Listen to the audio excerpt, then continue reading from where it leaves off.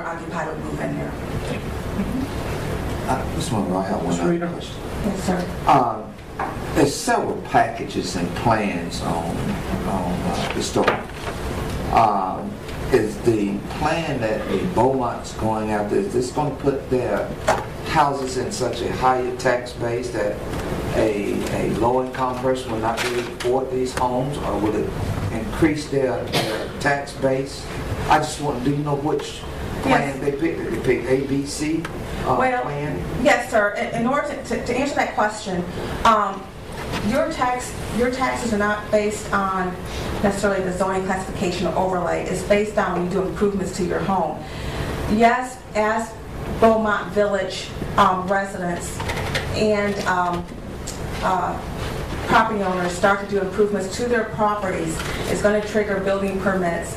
And over time, as they invest in their property, it will probably raise the taxes some. I can't say how much or how little, but no, it doesn't mean that if this is designated, then the assessor comes out and do a broad brush on everyone's property. It is if someone, it's just like if Beaumont Village, someone does improvement and it was not considered the local designation, and they did substantial improvements to their property. With the building permits that's pulled, that information is forwarded from the city level, that information is forwarded to the county. The assessor will eventually go out and reassess that property. So it has to deal with the investment that you do on your property, not if an overlay is on your property or if the zoning is on there. So you can have a vacant property that's zoned commercial. The assessor still going to, and the assessor still would tax it as a vacant property, not to do improvements on it. That's when they would go in and do the assessment, and then that can raise your taxes. Ms. Dogan? Ms. Monroe, you said that if Joe made the reference that if someone lived in another state, that we could do some type of thing to get in touch with them. Yes. Well, I tell you, I live in West Centennial, and I have a forest growing up next to me that one of the persons live in not Chestnut, but Inman. And there's trees down and everything. We haven't been able to do anything with him. How do we know we're going to have better luck with this?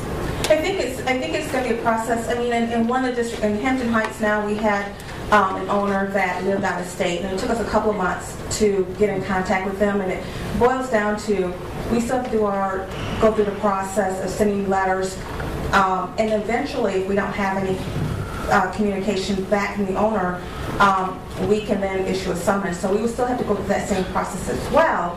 I think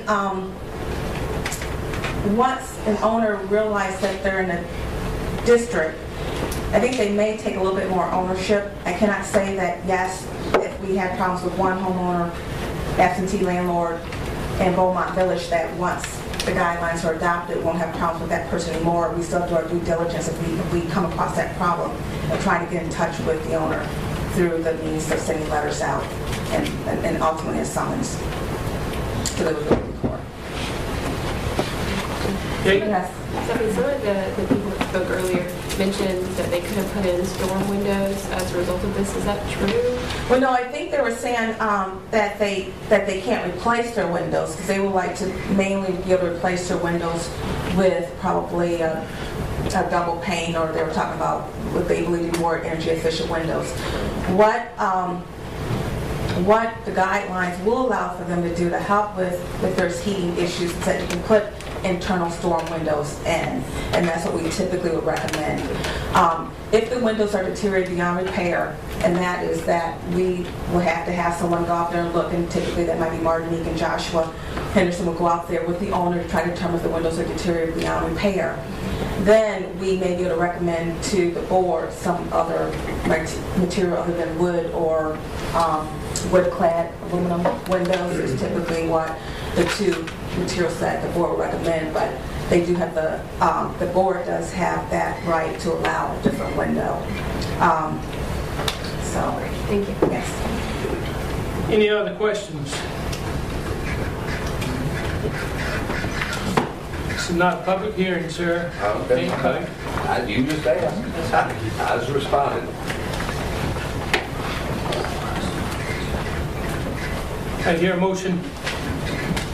Mr. Mayor, I make the move to approve. Second? Second. Got a motion and a second. All in favor? Discussion? Discussion? All right, discussion. Mr. Mayor, I would like to make a quick comment, and that is, I think that this is an incredibly important process, an incredibly important mechanism to assist in the continued stabilization, preservation, and revitalization of an incredibly important neighborhood in our community. Any other? All in favor? I'm sorry. Comment, okay. Okay, my house was built in 1909, so therefore it could be considered a historical piece of property. I have issues with someone telling me what I can and cannot do with my property. And I don't make a lot of money, so it will take time for me to get those things done. And if the Preservation Trust or whoever deems these houses as historical, but not able to give them any financial assistance, I just have some concerns about that. Any other comments? All in favor of the designation? Aye. Aye. All opposed? Nay. No. So it's 2 for and 5 against. Thank you. All right, item 7B, amending the Stormwater Management Ordinance by amending Section 9.1 funding by Division 9, charges and fees by adopting Division 10, Stormwater Management Utility, and Appendix, first reading. Chris Story, Assistant City Manager. Yes, sir. I believe, as I recall, you all have amended the agenda to provide that public comment will take place prior to actually considering first reading of the ordinance. But I will take just a moment here to recap what you all on council know, but for the sake of those who might not have been here for the prior meetings and discussions, the handful of reasons why we staff have recommended this particular ordinance amendment. The first is that proactive management of our stormwater infrastructure protects against property damage, protects our environment, and minimizes future costs. The cost of repairing and replacing and maintaining the city's aging stormwater infrastructure will ultimately prove to be unavoidable. Planned preventive maintenance is far more cost-effective than emergency repairs after system failures. The city is now legally required to fully comply with the Federal Clean Water Act, which includes a number of unfunded federal mandates. The proposed program will protect the health of our creeks and streams, and in addition to a healthier environment, we will be able to help maintain the future cost of providing safe, clean drinking water in this region. The proposed funding system creates a fairer way of spreading the cost by charging fees directly based on the impact of individual properties on our system, and by including non-taxable properties, which will provide about 40% of the proposed revenue.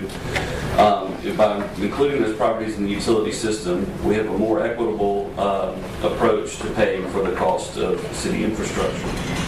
The proposed fee incentivizes the efficient and responsible use of land in the city, which is an important long-term goal in our relatively small geographic footprint. And the cost of the new fee system will very likely, in fact,